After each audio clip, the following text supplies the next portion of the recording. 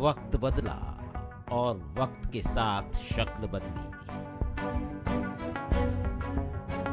लेकिन सपनों से भरी इन आंखों की कशिश आज भी वैसी ही है जैसी 18 नवंबर 1946 को थी।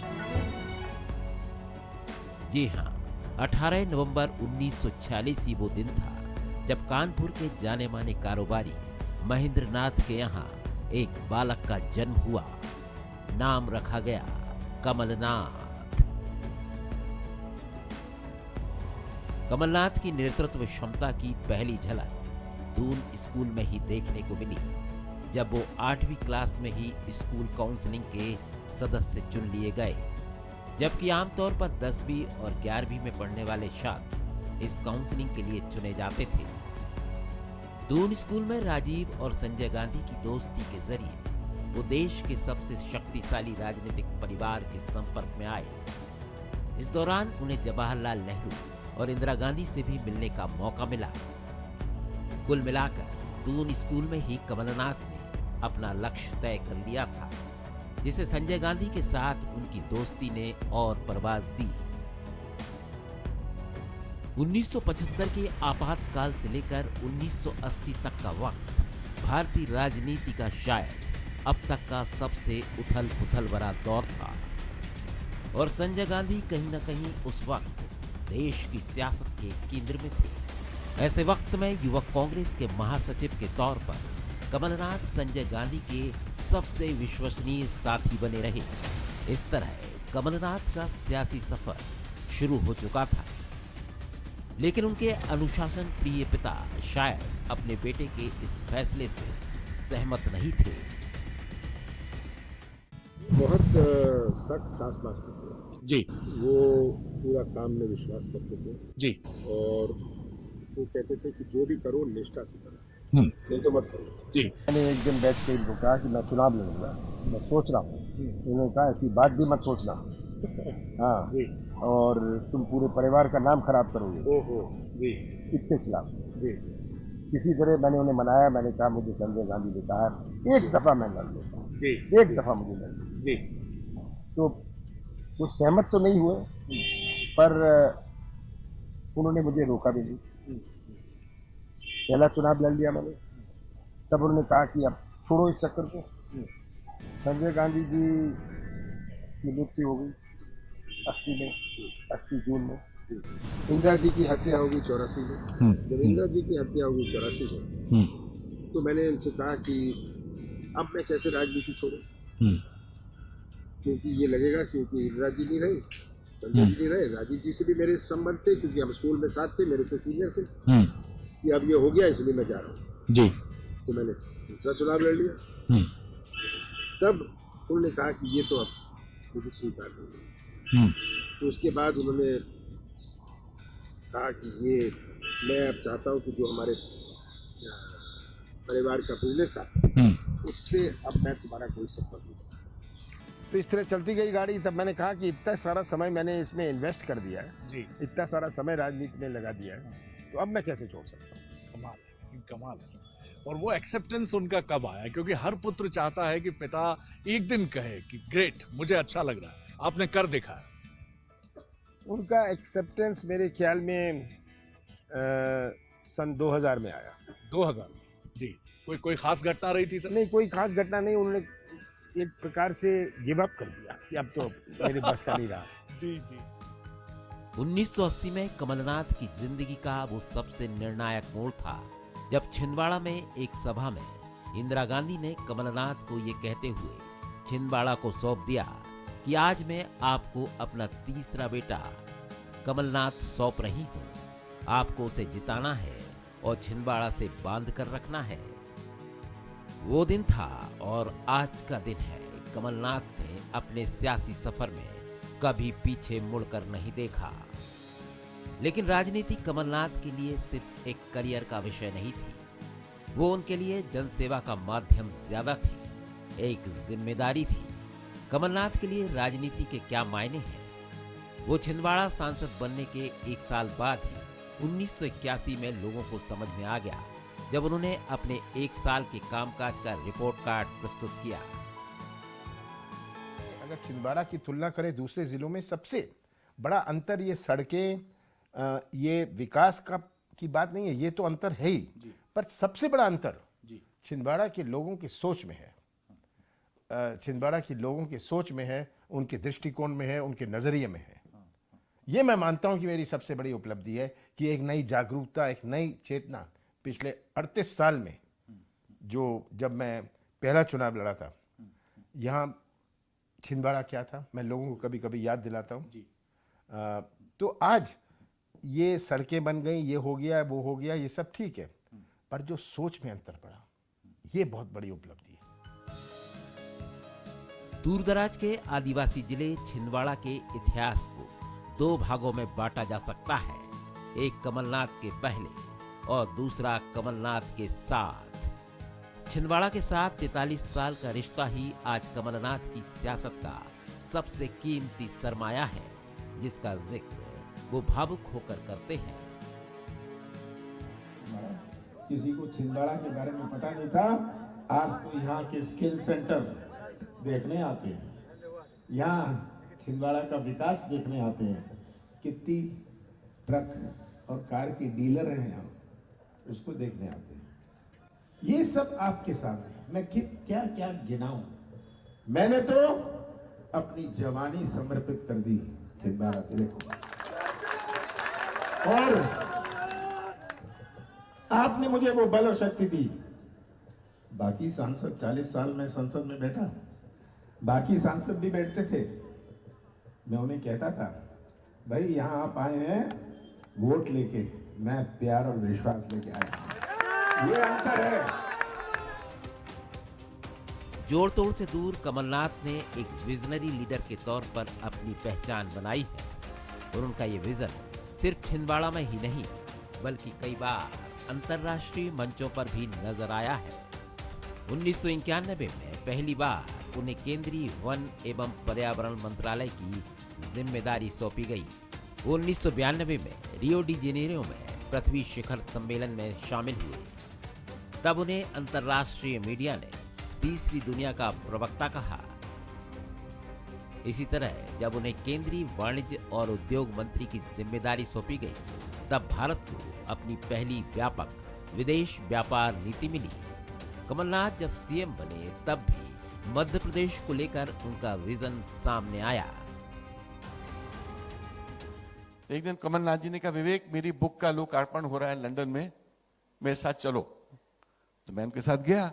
2012 की बात बता रहा हूं। खाली मैं थे और वो थे, और कोई किसी और को नहीं ले गए थे वो, और स्टाफ था उनका। उस शाम को मैंने 250 ऐसे लोग देखे जो विश्व के हुज हू थे। अमेरिका की treasury secretary, treasury I think you call trade secretary, Europe की ट्रेड सेक्रेटरी, इंडिया का कोई ऐसा बड़ा आदमी नहीं था जो उस दिन वहां नहीं था, एशिया का कोई ऐसा बड़ा आदमी नहीं था जो वहां नहीं था। जो उनकी अभूतपूर्व क्षमताएं हैं, वो मध्य प्रदेश में आज किसी और व्यक्ति की नहीं है। राजनेताओं की भीड़ में कमलनाथ अपने सिद्धांतों के चलते हमेशा अलग खड़े नजर आते हैं। दुश्मनी या बदले की भावना उनकी राजनीति में कभी नहीं दिखी। यही वजह है कि आज देश की हर सियासी पार्टी में कमलनाथ के दोस्त हैं। सियासत के इस कठिन दौर में भी वो अपने सिद्धांतों के साथ मजबूती से खड़े नजर आते हैं। मैं कुछ सिद्धांतों से चलता हूं। जब मैं मुख्यमंत्री था, कोई कह सकता है, इनके मंत्री थे जिन्होंने मकान खाली नहीं किया था। मेरे मंत्री लगे रहते थे, मेरे पीछे की ये मकान दे दो। मैंने मकान भी नहीं खाली करवाया। उसने कहा मेरे बच्चे पढ़ रहे हैं, मुझे 4 महीने दे दो, 6 महीने दे दो, 8 महीने दे दो। और कोई नहीं कह सकता मैंने कोई पुलिस की कार्रवाई, कोई और कार्रवाई शुरू करी हो। जो इतना बड़ा स्कैम था, जो आईटी का स्कैम था, ई टेंडर का, ये तो शिवराज सिंह ने भेजा था। शिवराज सिंह ने ईओडब्ल्यू को भेजा था, मैंने तो भेजा नहीं। जब रिपोर्ट आई, मैंने कार्रवाई भी उस पर नहीं शुरू करी। हनी ट्रैप वाली बात थी, मैंने कोई इसमें कार्रवाई नहीं करी। मैं ये राजनीति नहीं करता। अनुशासन प्रिय राजनेता के साथ साथ कमलनाथ की शख्सियत का भावुक पहलू भी है, जिसमें अपनी संस्कृति और धर्म के प्रति भरपूर आदर नजर आता है। सिमरिया का हनुमान मंदिर उनकी इसी भावना का प्रकटीकरण है। छिंदवाड़ा में बहुत विकास हुआ, गांव-गांव में, हमारे शहरों में। एक चीज की कमी थी, एक ऐसे भव्य मंदिर की कि छिंदवाड़ा की उससे पहचान बने। तो मैंने यह तय किया कि हम हनुमान मंदिर बनाएंगे। मैंने सबसे चर्चा करी, उन्होंने कहा हनुमान मंदिर बनाते हैं और ऐसा हनुमान मंदिर बनाएं जो छिंदवाड़ा की पहचान बने। तो जो सबसे बड़ी हनुमान मूर्ति है दिल्ली में, छतरपुर में, 101 फुट, मैंने कहा उससे मैं 7-8 इंच ऊंची बनवाऊंगा। जहाँ तक स्थान की बात है, उसमें भी एक इतिहास है। एक दफ़ा एक्सीडेंट होते हुए सिमरिया में का जो मोड़ है, उसमें मेरी गाड़ी फिसल गई और एक पलटी खाई और मुझे कुछ नहीं हुआ। तो मैंने कहा ये हनुमान जी की कृपा है। तो इसीलिए मैंने सिमरिया स्थान चुना। तो वो स्थान केवल सिमरिया था, उसका इतिहास है, पर जो मंदिर की बात है, ये आम जनता की मांग थी और मैंने सोचा कि अगर आम जनता की मांग है, मुझे इसकी पूर्ति करनी चाहिए। आमतौर पर सियासी दांव-पेच से दूर रहने वाले कमलनाथ की सियासी सूझबूझ और संगठन क्षमता 2018 में नजर आई, जब उन्होंने 15 साल से सियासत का बनवास झेल रही कांग्रेस की सत्ता में वापसी कराई और 2023 में एक बार फिर वो सियासत के मैदान में एक संकल्प के साथ डटे नजर आते हैं। लेकिन सूबे की सियासत के बीच उनका मिशन छिंदवाड़ा जारी है, जिसमें अब उनके सहयोगी उनके बेटे नकुलनाथ हैं। कमलनाथ जी छिंदवाड़ा को एक मिशन मानते हैं। सन 1980 में जब वो छिंदवाड़ा आए थे, तो छिंदवाड़ा भारत के टॉप 10 पिछड़े जिले में छिंदवाड़ा की गिनती होती थी। आपको जानकारी भी होगी कि इंदिरा गांधी जी ने अपने तीसरे पुत्र के रूप में कमलनाथ जी को छिंदवाड़ा दिया। उस दिन से छिंदवाड़ा उनके लिए आज तक मिशन बना रहा। कमलनाथ सियासत की वो जिद्दी शख्सियत है जिसे अपने रास्ते पर पूरा भरोसा है और वो उस रास्ते पर बेधड़क आगे बढ़ता है। उनके लिए नतीजे से ज्यादा नैतिकता अहम है। Bureau report, Bansal news.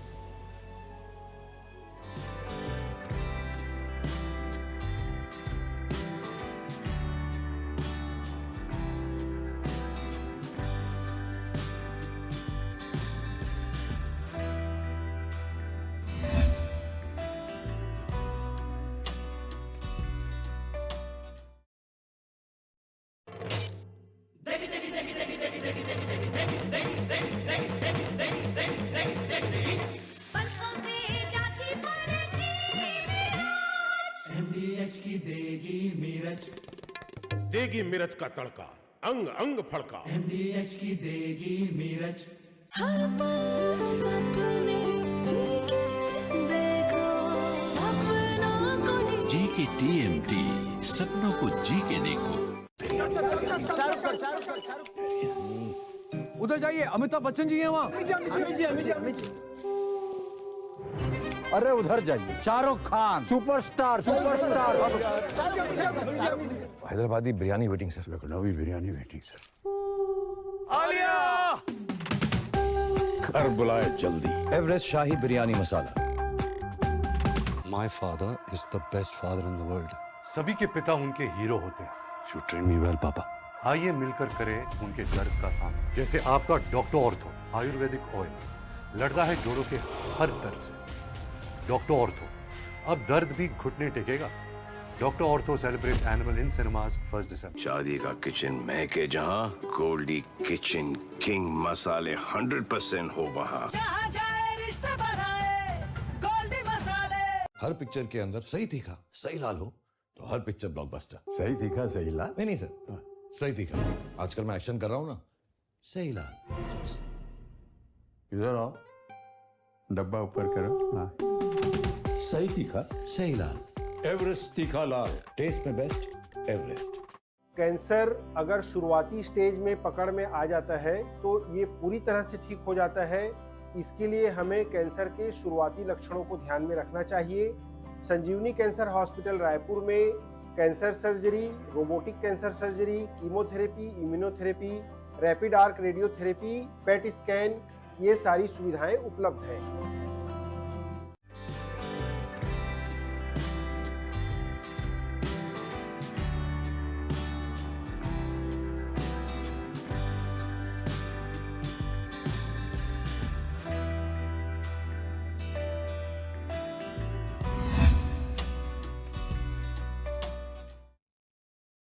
भारतीय चिंतन को हम देखें संपूर्ण और उसका मूल देखें तो उसका सार है एक ही चित तत्व समस्त जड़ एवं चेतन में विराजमान है, अनुस्यूत है।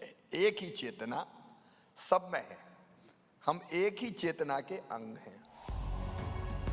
सियासत भी जो संत भाव से करे वो शिवराज है। जी हाँ, मध्य प्रदेश के मुख्यमंत्री शिवराज सिंह चौहान का यही आध्यात्मिक रुझान उन्हें देश की बाकी सियासी शख्सियतों से अलग खड़ा करता है। सियासी चकाचौंध के बीच भी सादगी बनाए रखने की ताकत ही है जो शिवराज सिंह चौहान आज लाखों महिलाओं के भाई और मामा कहलाते हैं। और उनका ये रिश्ता किसी सियासत का मोहताज नहीं है। सियासत को लेकर शिवराज की फिलॉसफी एकदम जुदा है। देखिए, बड़ा अद्भुत क्षेत्र है राजनीति, और मेरा मूल स्वभाव राजनीतिक नहीं था। मैं राजनीति में आना ही नहीं चाहता था। परिस्थितियां ऐसी बनी कि पढ़ते पढ़ते मैं लड़ने लगा अन्याय के खिलाफ। इमरजेंसी लगी तो लगा कि ये भी अन्याय है, तो इमरजेंसी के खिलाफ भी भिड़ गए। देश के सियासी इतिहास में यदि सबसे मेहनती नेताओं की फहरिस्त तैयार की जाए तो उसमें शिवराज सिंह चौहान का नाम सबसे ऊपर होगा। सियासी उठापटक से दूर सुबह से देर रात तक लोगों के बीच बने रहना शिवराज की खासियत है। लेकिन वो सियासत की वास्तविकता को भली भांति जानते हैं। वो सियासत को लेकर उनका ये निरपेक्ष भाव अक्सर सामने आता भी रहता है। देखिए, राजनीति ऐसा क्षेत्र है जहां सब आपके प्रशंसक हो जाएंगे, कभी हो नहीं सकता। विरोधी दल से आप उम्मीद ही नहीं कर सकते। तो आलोचना राजनीति का एक परमानेंट स्वभाव हो गया है। इसमें से आप कितने स्थिर रह के संतुलित रह सकते हैं और आदर्श व्यवहार कर सकते हैं, उतना आप सुखी रहेंगे। मैं राजनीति में काम करने वाले मित्रों से कहना चाहता हूं कि अपना काम मेहनत और ईमानदारी से करो। कई बार हम इसलिए जलते रहते हैं कि अरे पता नहीं कल क्या होगा, मेरी जगह दूसरा तो नहीं ले लेगा, परेशान से हो जाते हैं। अरे जो होना है वो होगा, काहे की चिंता करें। अपना काम मस्ती से करो और ढंग से और मेहनत से काम किया तो जनता के दिलों में स्थान रहेगा। पार्टी भी काम करने वाले को आगे ले ही जाती है। और इसलिए कर्मण्यवाधिका रस्ते मां फलेसु कदाचन, अपना काम करते रहो और मस्त रहो। पिछले 2 दशकों में मध्य प्रदेश की सियासत में शिवराज सिंह चौहान को सबसे मजबूत चेहरा माना जा सकता है। लेकिन सियासत उनके लिए पावर का नहीं बल्कि परोपकार का विषय रही है। बचपन में ही अपने गांव में अपने ही परिवार के खिलाफ मजदूरों के पक्ष में आवाज बुलंद करके शिवराज ने अपने संकल्प का संदेश दिया था। लेकिन इस संघर्ष का रास्ता सियासत होगी ये शायद उन्होंने भी नहीं सोचा था। यहाँ तक कि पहला चुनाव भी उन्होंने अपने वरिष्ठों की जिद और आदेश पर ही लड़ा था। मेरे पिताजी तो मुझे डॉक्टर बनाना चाहते थे, लेकिन परिस्थिति ऐसी बनती गई कि मैं धका हुआ चला गया, ना सोचते हुए भी। पहले जब मैं युवा मोर्चे का काम शुरू किया तो मेरे दिमाग में चुनाव लड़ना था ही नहीं कि मैं चुनाव लड़ूंगा। मैं तो संगठन मंत्री की भूमिका में था। लेकिन बुधनी ऐसी विधानसभा क्षेत्र थी कि जहाँ लोगों को लगा कि और कोई जीत ही नहीं पाएगा, पार्टी को लगा, तो फिर मुझे चुनाव लड़वाया। आज एक सत्य और उद्घाटित कर रहा हूँ कि लोकसभा का उपचुनाव में लड़ना ही नहीं चाहता था। मुझसे अगर पूछते, मैंने लड़ा 1991 में, तब श्रद्धेय अटल जी ने विदिशा और लखनऊ दोनों जगह से चुनाव जीता था, वो विदिशा सीट उन्होंने खाली की। तो मेरे मन में तो ये था कि मैं एमएलए बना हूँ तो 1.25 साल हुए हैं, मैं विधायक ही रहूँ। लेकिन फिर ठाकरे जी ने प्यार से डांट के कहा कि नहीं, चुनाव लड़ना है, उपचुनाव तुम्हें लड़ना है। तो पता नहीं कैसे रास्ते और मंजिलें तय होती गई और आगे बढ़ते गए। शिवराज की सहजता ही आज सियासत में उनकी सबसे बड़ी ताकत है और ये सहजता ही उन्हें आम आदमी से जोड़े रखती है। रहन सहन से लेकर बोलचाल तक आम आदमी को शिवराज में अपना ही अक्स नजर आता है और शायद यही वजह है कि सीएम की कुर्सी पर रहते हुए भी शिवराज आम आदमी बने रह पाते हैं। जब मेरी शादी नहीं हुई थी तो मैं क्या पहनता हूँ, कैसे पहनता हूँ, मुझे कभी भी, क्योंकि मैंने तो कभी चयन किए नहीं क्या पहनना है। कई बार तो ये होता था कि मैं किसी और मित्र के कपड़े पहन के निकल जाता था। हॉस्टल में, हम मालवीय और तिलक हॉस्टल में रहते थे, तो अगर अपने कपड़े ठीक ठाक नहीं देखे, बिना धुले हैं, तो दूसरे के पहन के निकल लो। इतने अनौपचारिक संबंध होते थे। लेकिन ये शादी के बाद ही हुआ है कि कुछ कपड़े अब ढंग के कहूँ या कैसे कहूँ, वो आने लगे। इस समय ये पहन लेना चाहिए, इस समय। देखिए, परिवार को भी आप मित्र मानिए। बहुत इंपॉर्टेंट बात है साहब, बहुत इंपॉर्टेंट बात है। आप जी रहे हैं दुनिया में, तो कई बार हम देखते हैं कि परिवार में खटपट चलती रहती है, और कई बार तो पति पत्नी, बेटा बेटी इन्हीं से नहीं पटती। कई बार दुखद घटनाएं भी देख लेते हैं। आप घर में भी कैसे अनासक्त भाव से शुद्ध प्रेम बांट सकते हैं। जहां उचित हो वहां सलाह दीजिए। स्नेह अगर रहेगा तो एक दिशा में हम सब चल सकेंगे। तो सुनना, मानना, प्रेम करना और सामूहिकता और स्नेह के साथ परिवार को भी चलाना। या जिस संस्था में आप काम कर रहे हैं, बंसल परिवार बैठा हुआ है। बंसल परिवार मीन्स केवल एक फैमिली की बात नहीं कर रहा है, चाहे वो मीडिया हो, चाहे वो अस्पताल हो, चाहे बाकी प्रतिष्ठान हो। देखो, काम करने का फिर भाव अलग हो जाता है एकदम। तो ऐसी चर्चा तो होती है। शिवराज की शख्सियत का असर उनके विधानसभा क्षेत्र में भी साफ नजर आता है। बुदनी विधानसभा की शक्ल आज बिल्कुल बदली हुई नजर आती है। बुदनी की विकास गाथा में शिवराज सिंह चौहान का विजन भी नजर आता है। एक छोटे से कस्बे से चलकर हजारों युवाओं की आकांक्षाओं का शहर बनने तक का सफर अद्भुत रहा है और अब इसके विकास की जिम्मेदारी शिवराज सिंह चौहान के बेटे कार्तिकेय के हाथों में है। हमेशा से उनने मुझे प्रेरित किया है कि जीवन में पर्पसफुल लाइफ कैसे जी जाए। एक मोटिव होना चाहिए। सार्थक जीवन को कैसे बनाया जाए, ये कोशिश होनी चाहिए। और सार्थक आप कैसे बना सकते हैं?